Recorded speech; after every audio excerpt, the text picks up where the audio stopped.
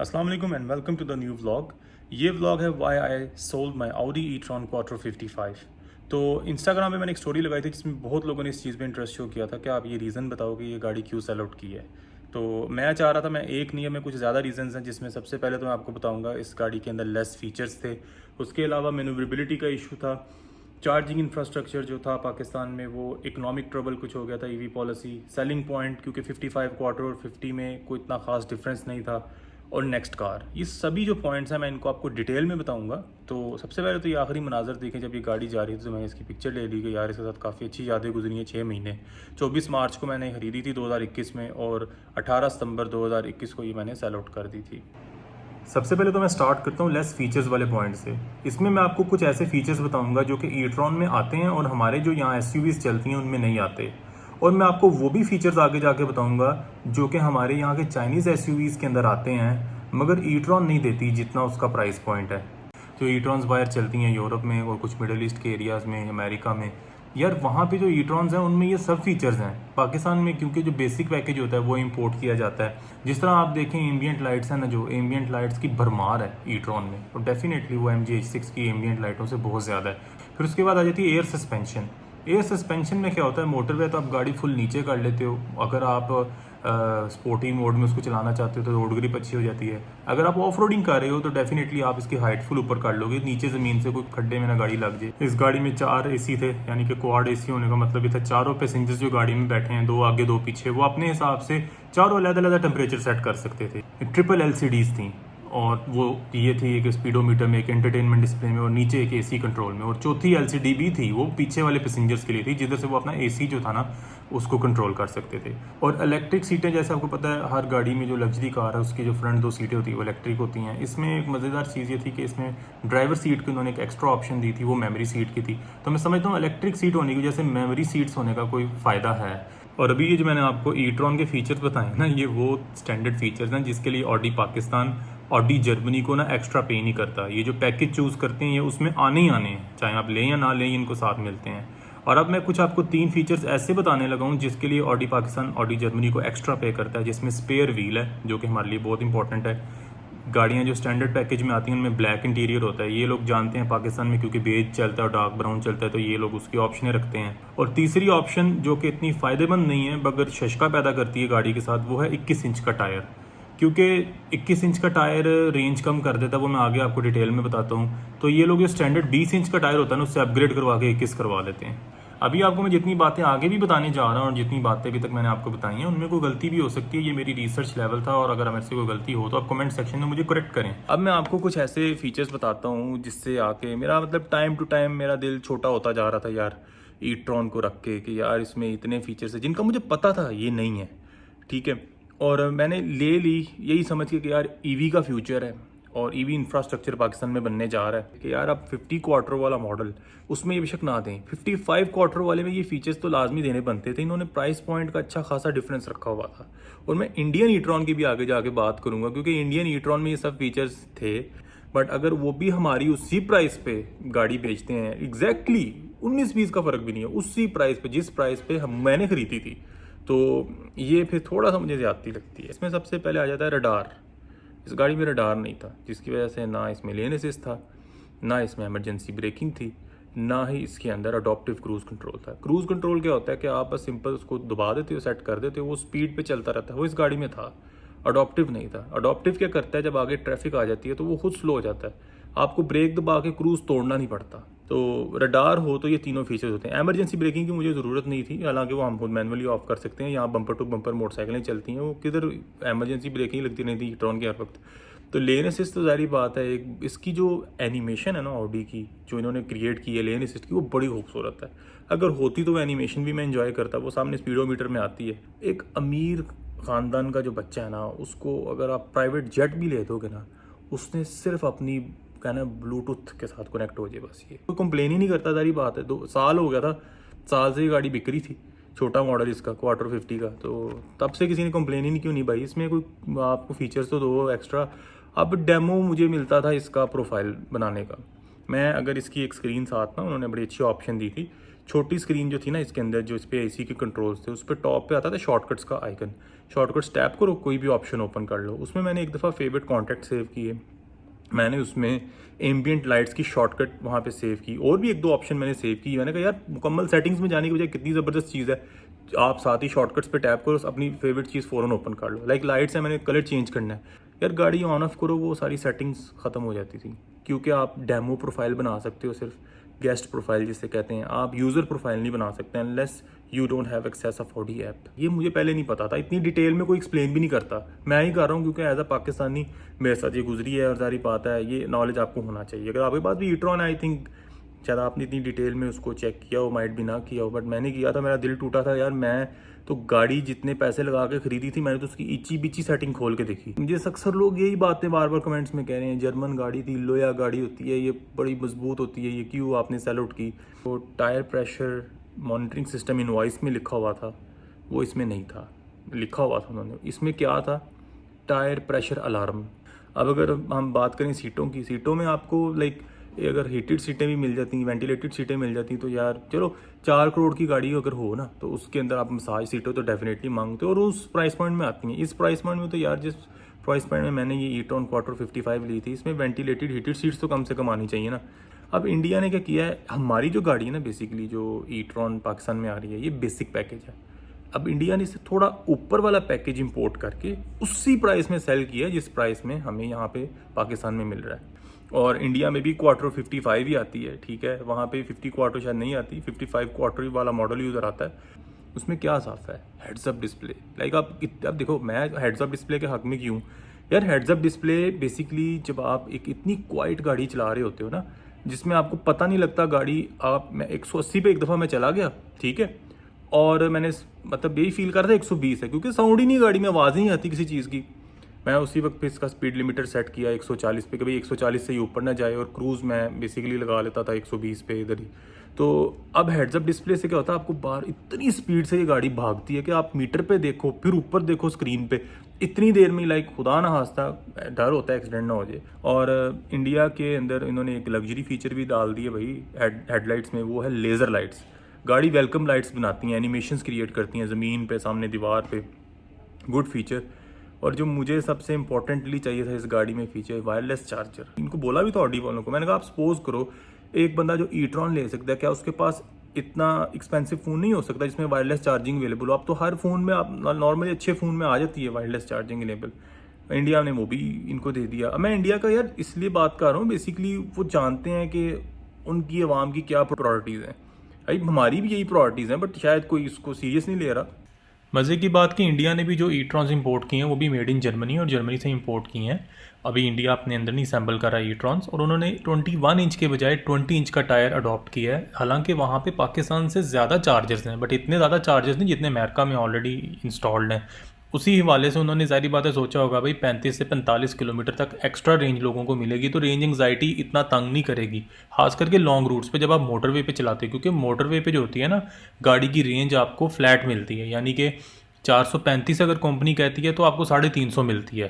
तो ये जो मैंने आपको कुछ चीज़ें बताई हैं, ये बेसिकली मैं समझता था ये जो लेस फीचर्स थे ये टाइम टू टाइम मुझे बड़ा उदास करते जा रहे थे, और ये सभी फीचर्स जो थे ना, ये हमारे इधर जो मौजूदा चाइनीज़ एसयूवीज़ है ना, ये उनमें एग्जिस्ट करते हैं। अब मैं चलता हूँ दूसरे पॉइंट की तरफ, जो कि है मैनूवरेबिलिटी। ई-ट्रॉन को आप मैनूवर कैसे करते हो, मतलब हैंडल कैसे करते हो लॉन्ग रूट पे और सिटी में। अच्छा, अब ये जो गाड़ी थी बेसिकली, इससे पहले मैं स्पोर्टेज चलाता था, ई-ट्रॉन उससे लेंथ में 2 फुट लंबी थी। ऑडी वाले मुझे लंबी करके नहीं दी थी, इसका जो टर्निंग रेडियस था ना, मुझे उधर से मार पड़ती थी। क्योंकि सियालकोट एक छोटा सिटी है, जस्ट लाइक 5 परले के घर में ना 3 फैमिलियाँ रहती हैं, ठीक है। जब भी गाड़ी काटनी है, स्पोर्टेज तो कट जाती थी इससे पहले, इसको रिवर्स करना ही पड़ता है सिटी में। लाइक इसका टर्निंग रेडियस, अब लंबी गाड़ी है जैसे लेमोजिन टाइप गाड़ियाँ हैं, 7 सीरीज़ है BMW की, मर्सिडीज़ की एस क्लास है, उसमें क्या होता है जब आप फुल टर्न लेते हो ना राइट साइड पे, तो उसके जो रियर टायर्स होते हैं वो हल्का सा टिल्ट होते हैं ऑपोजिट साइड पे, ताकि आपको गाड़ी मैनूवर करने में और आसान हो जाए। लिटरली इससे मार पड़ती है। जो फॉर्च्यूनर चलाने वाला बंदा है, अगर वो ये सुन रहा है, क्रूज़र चलाने वाला बंदा है वो ये सुन रहा है, भाई ये आपका मसला नहीं था, ये मेरा मसला था। मैनूवरेबिलिटी का जो मुझे दूसरा मसला था वो गाड़ी के साथ नहीं था, वो अपनी पसूर रोड के साथ था। देर आए दुरुस्त आए। पसूर रोड की जो मंजूरी हुई थी वो कॉन्क्रीट रोड की हुई थी। कॉन्क्रीट रोड के अंदर क्या होता है, सरिया डलता है, और आम रोड जिस तरह आप देखते हैं सड़क, तो वो तो उस पर बजरी होती है, ऊपर लुक डलती है और बलडोजर चलता है ना।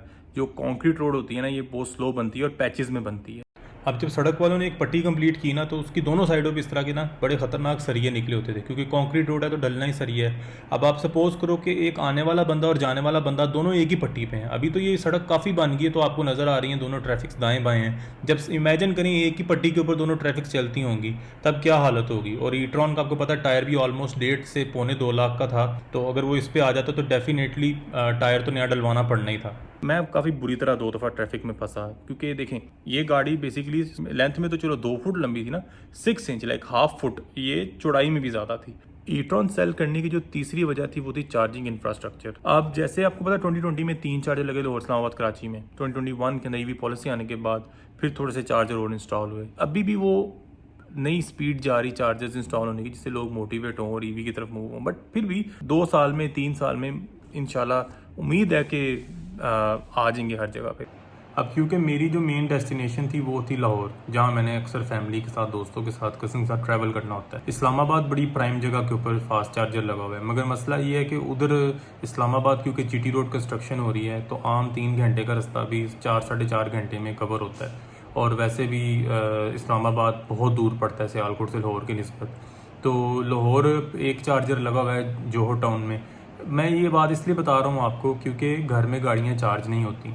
हो कर लोगे आप, मगर आप कितना फास्ट कर लोगे, 6-7 घंटे में गाड़ी चार्ज कर लोगे। मगर इसमें आपको फिर निकलना पड़ जाए कहीं पे, तो गाड़ी आपकी फुल ज़ीरो पे हो, तो आप कितना घर में फास्ट चार्ज कर लोगे। ये कॉमन सेंस की बात है। अब मैंने जो पाकिस्तान में चार्जेस लगाने वाली एक कंपनी को, जिसको मैं जानता था, टेस्ला पाकिस्तान, जो कि पाकिस्तान की टेस्ला है, वो एलन मस्क वाली नहीं, तो मेरी उनसे इंस्टाग्राम पे जस्ट थोड़ी सी चैट हो रही ना, 1-2 मरतबा मैंने उनसे पूछा कि आपका अगला चार्जर किधर लग रहा है, तो उन्होंने बोला नहीं अभी हमारा प्लान है, इन फ्यूचर लगेगा, मगर पहले हम DHA में लगाएंगे।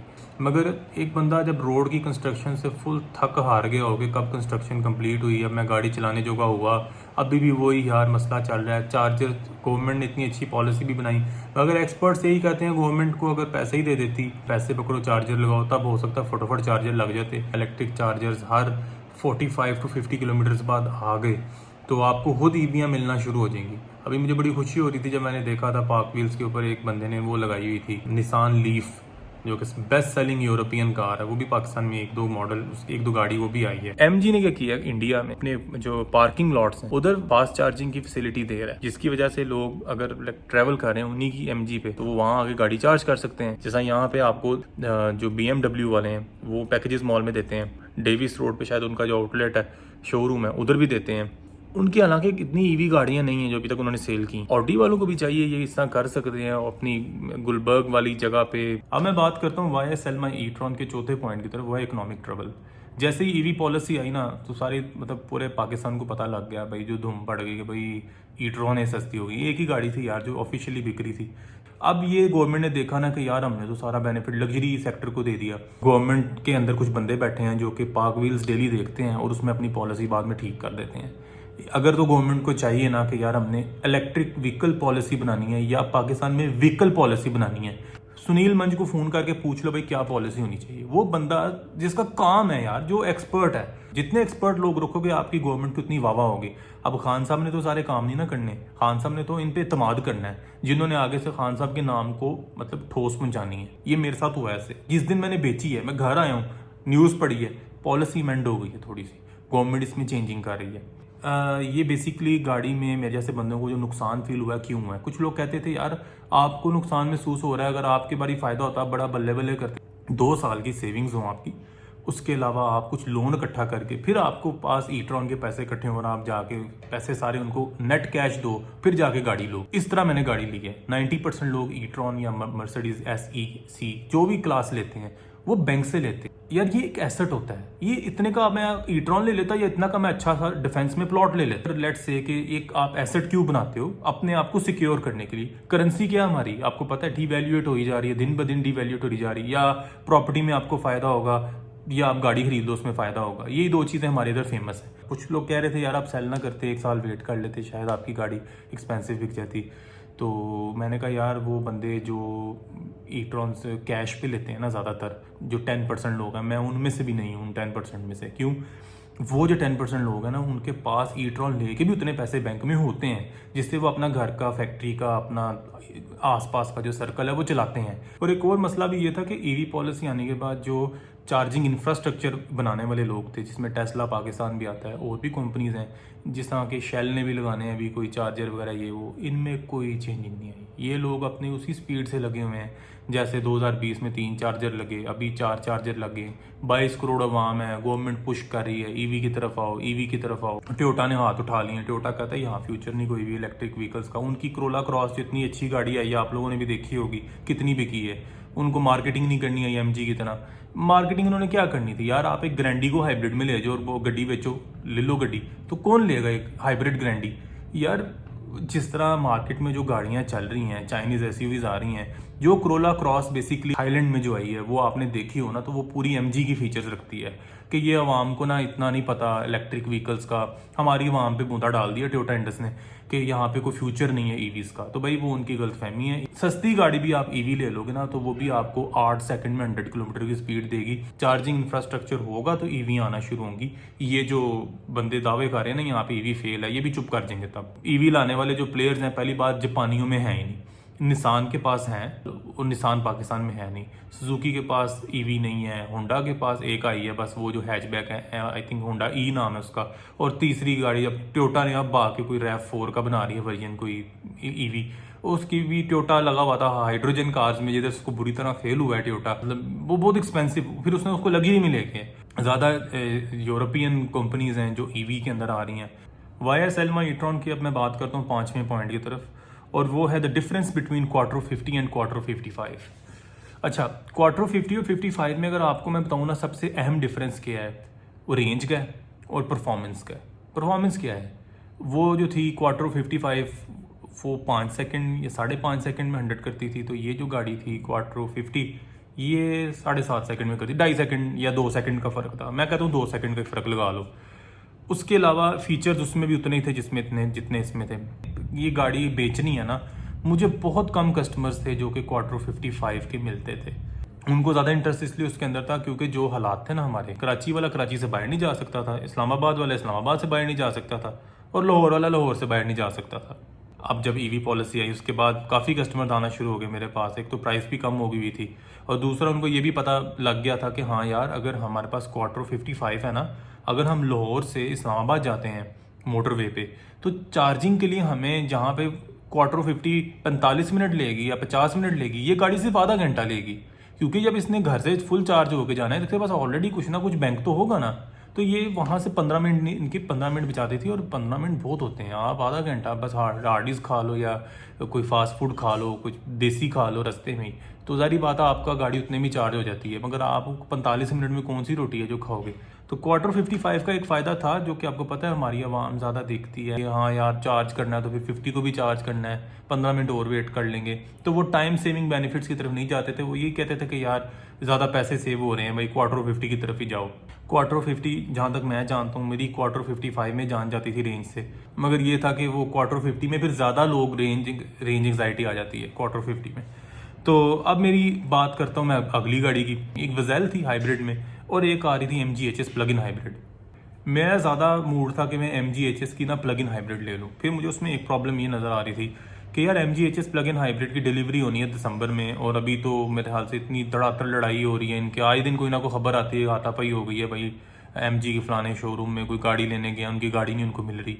तो मैंने कहा यार मैं किस मुसीबत में फंसूंगा। कहते हैं कि वो 1 लीटर में ना 60 किलोमीटर देती है।